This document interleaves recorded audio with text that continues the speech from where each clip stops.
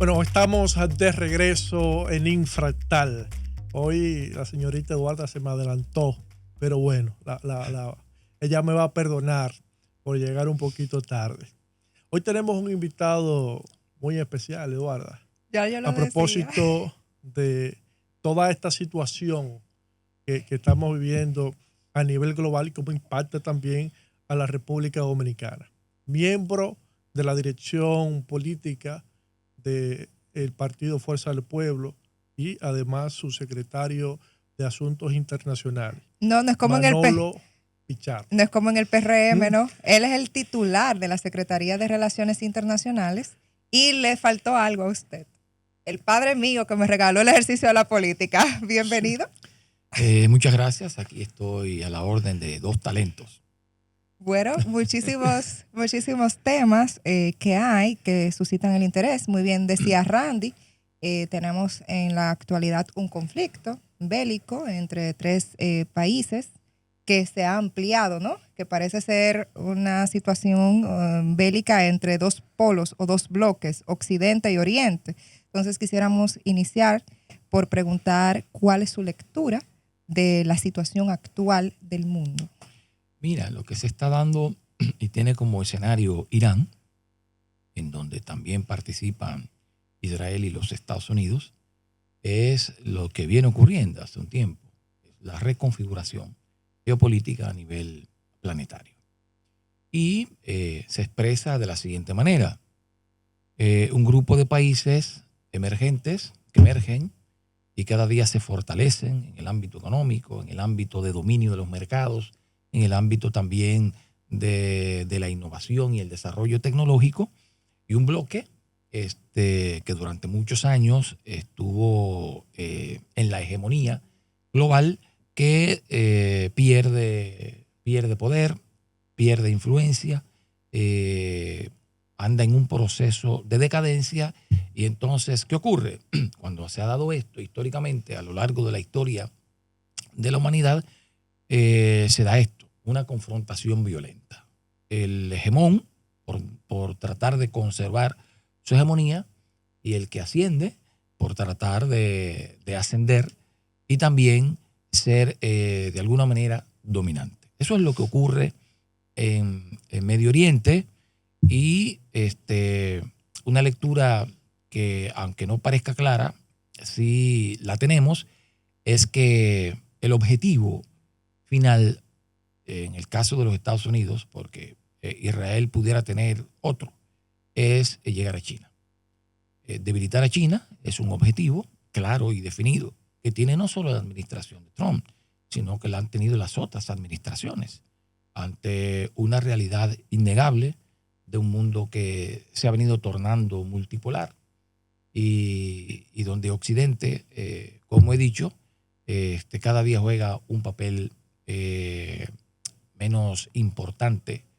No es que no sea relevante, lo es, lo seguirá siendo, porque Estados Unidos, independientemente de que esté perdiendo poder hegemónico, seguirá siendo una potencia importante en la reconfiguración que se está dando a nivel planetario. A propósito, y discúlpame Randy, que sé que tienes una pregunta, pero usted hablaba de que no perderá poder hegemónico, y me gustaría preguntarle en atención a la salida de Estados Unidos de organismos multilaterales y, por ejemplo, de 56 de las comisiones especiales de la Organización de las Naciones Unidas, si esto no sería una política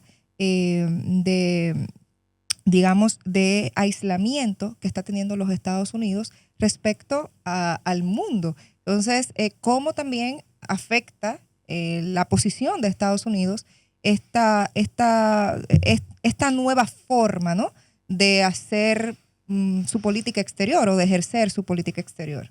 Mira, la arquitectura geopolítica que vivimos hoy fue instalada e impuesta por los Estados Unidos a raíz de la Segunda Guerra Mundial, luego de los acuerdos de Bretton Woods, ¿verdad? Allí incluso, todos sabemos si esto es un tema importante y clave. Se decidió que el dólar fuera la moneda de intercambio internacional y se impuso a la propuesta que tenían los ingleses, los británicos, que era que se creara una moneda común. Bueno, los estadounidenses, que habían salido fortalecidos de la Segunda Guerra Mundial, porque recuerden ustedes, Europa quedó devastada completamente. En Estados Unidos se tiró un tiro. Entonces Estados Unidos puso tropas, pero vendió muchas armas. Y luego, ustedes conocen del Plan Marshall también, que ayudó a la reconstrucción, que fue un negocio bastante redondo donde los Estados Unidos ganó dinero, pero también ayudó a la reconstrucción de Europa.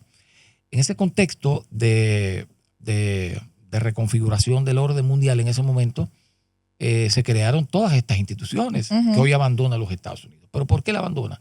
Bueno, porque la correlación de fuerza ha cambiado.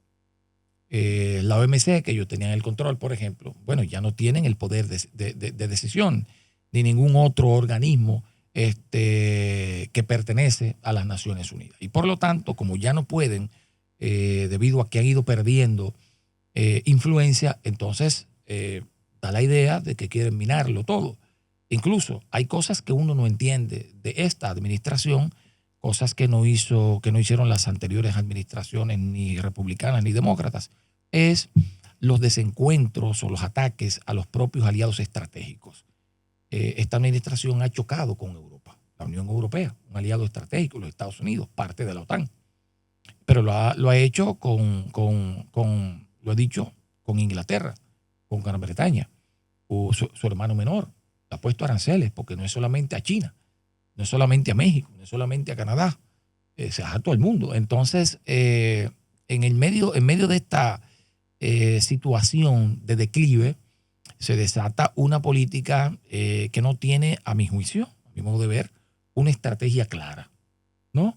Volver a los Estados Unidos a ser grande, ¿cómo? Chocando con mis aliados estratégicos,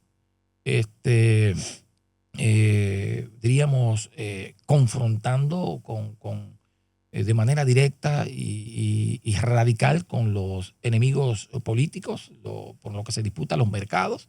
Entonces, yo no sé si eso realmente dará resultado. Ahora, lo que está tratando de hacer Estados Unidos con esto es, evidentemente, tratar de recuperar el espacio que ha ido perdiendo a lo largo de los últimos años. Usted ha mencionado en varias ocasiones el tema de hegemonía y el espacio que ha ido perdiendo los Estados Unidos. Y la hegemonía, que es un concepto político, y históricamente, como usted bien expresaba, cuando se va perdiendo esa hegemonía, se intenta recuperarla o mantenerla, no a través de la política ya, sino a través de la fuerza, es decir, a través de la guerra. Viendo el panorama actual, ¿podríamos nosotros concluir, o podría usted concluir, que la guerra es inevitable en este punto donde nos encontramos?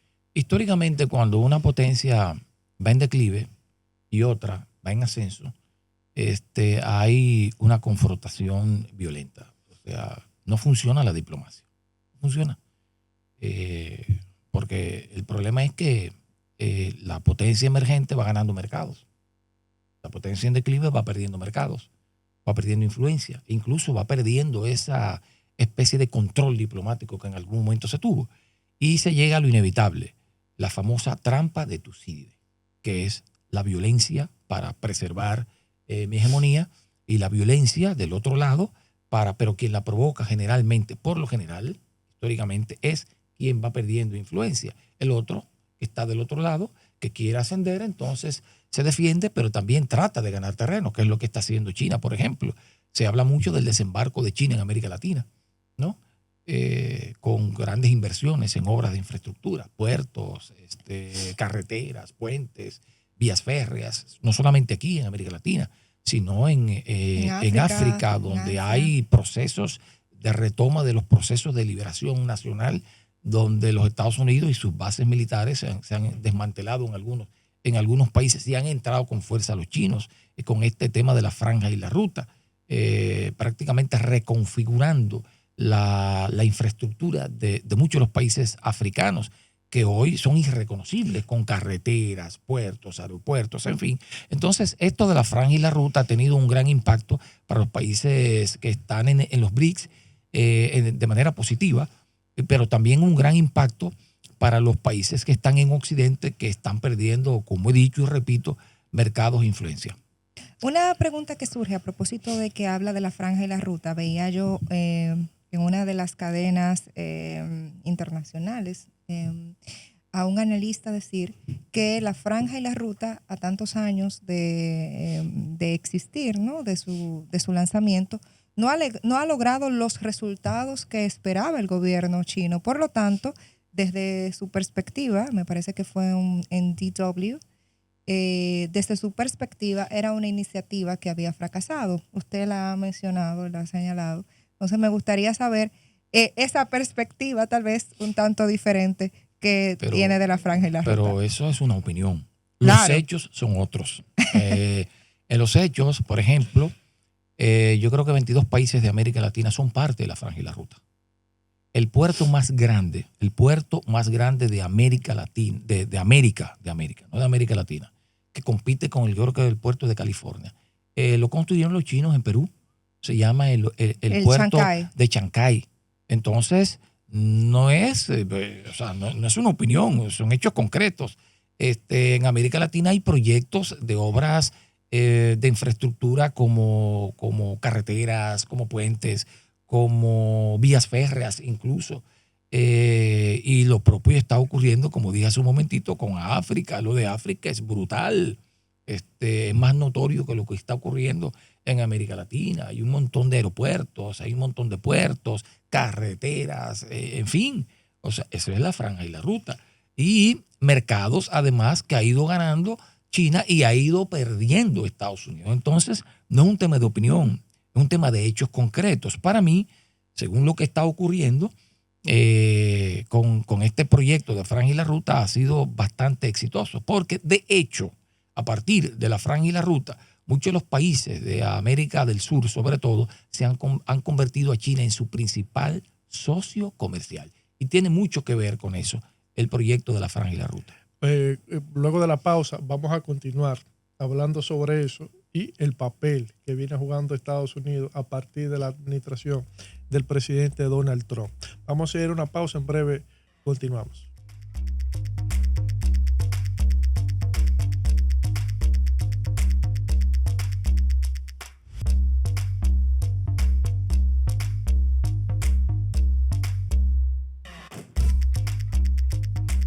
Hablaba antes de irnos a la pausa acerca de la ruta y la seda y mencionaba el caso de América Latina y cómo China ha venido penetrando, especialmente en América del Sur. Con la administración del presidente Donald Trump, pues la doctrina de los Estados Unidos ha variado bastante y se ha concentrado muchísimo en la región. Incluso hemos estado viendo algunas maniobras como lo de Panamá, e incluso lo del propio Groenlandia y las acciones que se han ido tomando en nombre de la lucha contra el narcotráfico en el Mar Caribe y el Océano Atlántico. ¿Cómo podría esto afectar las intenciones y la política china con relación a América Latina? Mira, ciertamente China ha logrado entrar a América Latina y hacer negocios importantes, fortalecer sus relaciones diplomáticas y comerciales con nuestra región. Y hablaba de América del Sur, pero también ha logrado también un acercamiento bastante significativo con Centroamérica. Hace poco, China entró como observador al Parlamento Centroamericano y desplazó a Taiwán, que era el observador que había. Y no solamente eso, recuérdate que en la región en los últimos años muchos países han establecido relaciones diplomáticas con China que la tenían con Taiwán. Este es el caso de Costa Rica, que yo creo que fue el primer país de la región. Luego vino el caso de Panamá y posteriormente el caso de la República Dominicana. Pero no solamente América Latina, en lo que tiene que ver con el sur y Centroamérica. México ha ido fortaleciendo y estrechando. Son relaciones viejas, pero la han ido fortaleciendo, ampliando las relaciones comerciales con China. Y como si fuera poco, un país que está en Norteamérica, pero que puede ser latinoamericano, no puede ser lo que es Canadá, porque hablan francés también.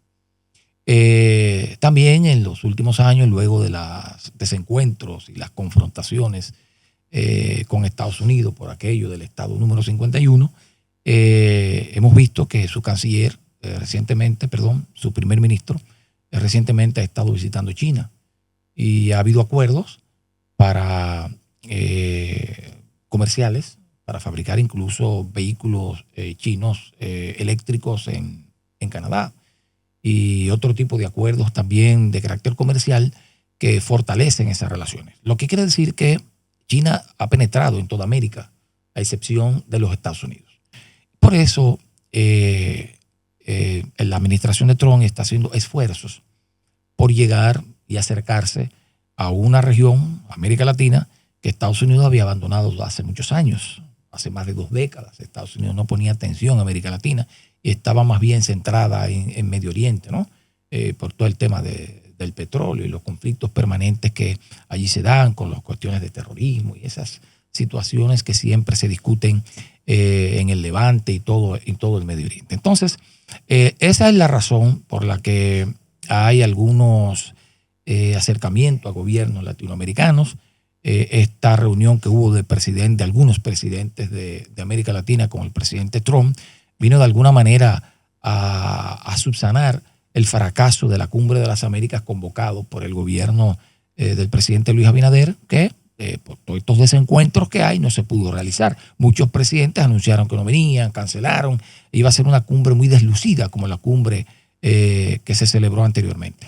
Ahí me surge una pregunta y qué bueno que mencionó y lo aterrizó un poco a la República Dominicana, porque ¿cuál ha sido en materia de política exterior el comportamiento de la República Dominicana y cómo califica usted esta gestión gubernamental en materia, ¿no? En materia internacional, o sea, sus relaciones con sus pares, el tema de los aspectos diplomáticos, cómo se ha manejado, porque el escenario internacional es convulso en estos momentos.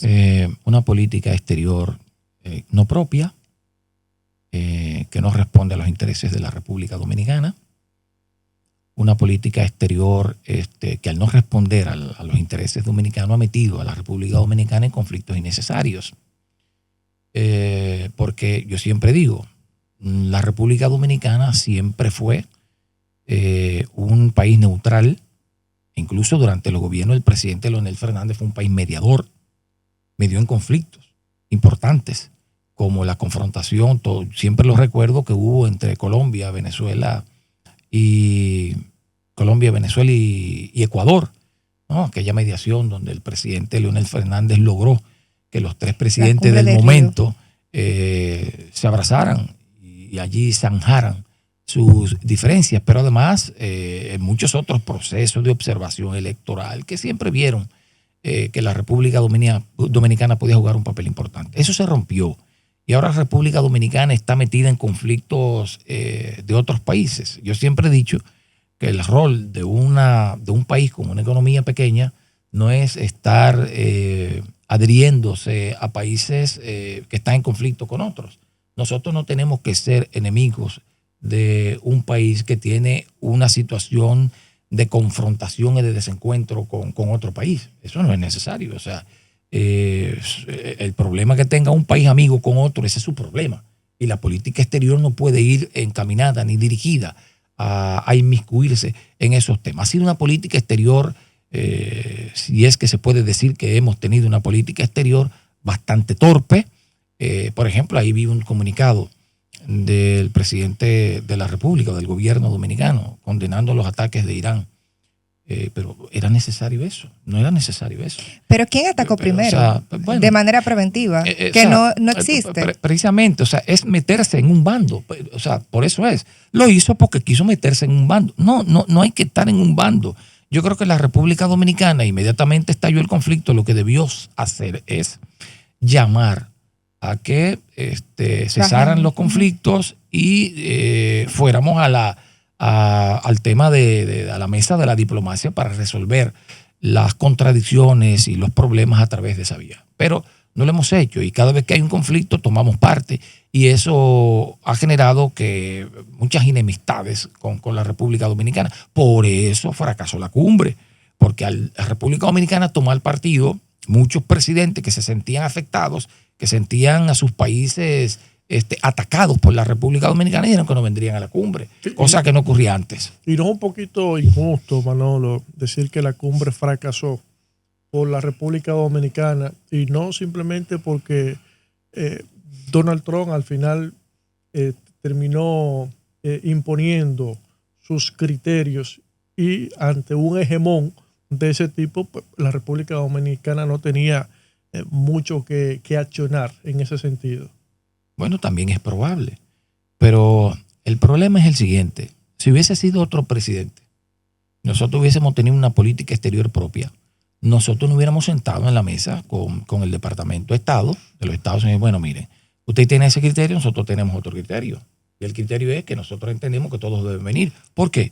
Porque la Cumbre de las Américas no puede ser excluyente, como no fue excluyente antes. Entonces es plantear tu punto de vista.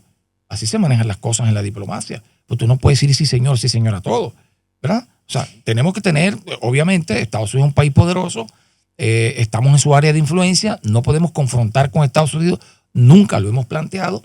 Creo que nosotros tenemos que tener una relación distendida porque es un socio comercial importante para la República Dominicana y como socio comercial importante creo también que es un socio estratégico para la República Dominicana, pero también nosotros tenemos derecho a plantear nuestro punto de vista porque somos un país independiente y soberano. Y entonces, en ese marco, nosotros tenemos que decirle a cualquier gobierno. Bueno, mi posición es esta. Y entonces discutir las cosas. Pregunta que surge, porque usted ha planteado que somos un país independiente y soberano. ¿Qué tan independiente y soberano puede ser un país? Y lo pregunto en términos generales, pero que usted yo creo que sabrá específicamente a qué país me estoy refiriendo, que mediante decreto prohíbe la inversión de una potencia emergente en los aspectos nodales como infraestructura, tecnología, además que es una potencia puntera en materia de patentes, comunicaciones, innovación tecnológica. ¿Qué tan independiente y soberano puede ser un país que cede su espacio aéreo y sus aguas territoriales para que se ejecuten maniobras en aguas, ¿no? Territoriales de ese país en contra de otro país vecino? ¿Qué tan independiente puede ser un país que da sus aeropuertos para que se hagan maniobras militares también en otro país vecino? ¿Cómo lo podemos calificar así? Mira, yo pienso que la República Dominicana no tiene una política exterior que defienda el interés nacional, no lo creo. Porque no solamente algunas cosas de las que tú has mencionado, está el hecho también de que íbamos a entregar soberanía territorial marítima. Es así. Entonces, y había un documento para entregar, territorio marítimo de la República Dominicana a un país. Y si nosotros no nos plantamos como Fuerza del Pueblo y otros partidos, incluso aliados al gobierno, como la Fuerza Nacional Progresista, eso quizás hubiéramos perdido no sé qué cantidad de territorio marítimo para la República Dominicana. Entonces, no están accionando en defensa del interés nacional. Esa es la verdad. Aunque es un tema bastante debatible, eso, lo de la zona económica exclusiva de la República Dominicana y el criterio que adoptamos a partir del año 2007 de que la República Dominicana es un estado archipelágico y por eso nos toca una porción de territorio marítimo mayor que la de si no fuéramos un estado archipelágico. No solo lo adoptamos, se depositó en Convemar. Hay un plazo establecido precisamente para que los estados aledaños pudiesen refutar y no hay ningún refutamiento. Pero fíjense, en el propio 2007 hubieron dos. Independientemente de la interpretación que haya sobre eso, que nosotros ya hicimos un debate bastante rico en la República Dominicana sobre el tema, lo que tenía que hacer el Estado Dominicano era ponerse del lado de los que defendían el interés nacional, no del lado de Holanda, porque lo que hay detrás del problema ese son otras cosas que no voy a decir aquí, y por eso estaban poniendo en riesgo la soberanía nacional. Pero de eso yo creo que debatimos suficiente y quedó claro, al país le quedó claro quién estaba defendiendo la soberanía nacional en ese momento y quién no estaba defendiendo el interés de la República Dominicana intentando entregar parte de la soberanía marítima a otro país. Pero más adelante yo creo que es fundamental que la clase política dominicana pueda reunirse y consensuar Eso sí, seguimos adoptando esa visión ambiciosa y un poco idealista, o si asumimos una posición mucho más pragmática para obtener resultados más rápidos en ese sentido. Pero perdona bueno, que te interrumpe, es que nosotros como país asumimos una actitud pragmática en defensa de la internacional. Si no lo hubiéramos hecho, si no nos plantamos como fuerza del pueblo, si no se plantan incluso aliados del propio gobierno para eso, quizás no tuviéramos territorio marítimo dentro de la soberanía de la República Dominicana. bueno, yo no puedo ir sin hacerle esta pregunta. Caso de Venezuela. Una intervención, una captura de un presidente, otros le llaman un secuestro de un jefe de Estado, y hay unos resultados ahí. Una Delcy Rodríguez que parece bastante complaciente a los intereses de Donald Trump en los Estados Unidos. ¿Cuál es la lectura que usted le da al día de hoy a esa situación que se ha dado en Venezuela? Mira, ese capítulo de Venezuela está escrito en jeroglífico, porque hay muchos puntos que uno no los puede leer. Es muy confuso, uno no sabe a ciencia cierta qué pasó allí. Todavía hoy yo no le encuentro explicación a lo que pasó, y por lo tanto no me quisiera aventurar a opinar sobre un tema que para mí no está claro. Ahora, no quiero terminar la entrevista sin llamar la atención al gobierno, por tercera ocasión, ya lo hemos hecho en otros programas, lo hemos hecho en una nota de prensa, al gobierno respecto a la crisis que se está generando a partir del conflicto en Medio Oriente. Hay un conflicto en Medio Oriente, hemos llamado al gobierno a que anuncie al país qué medidas vamos a tomar para enfrentar una posible crisis que impacte la República Dominicana. El gobierno ha respondido que aquí no pasa nada. Sin embargo, el G7 se va a reunir porque ya los precios del barril de petróleo han subido.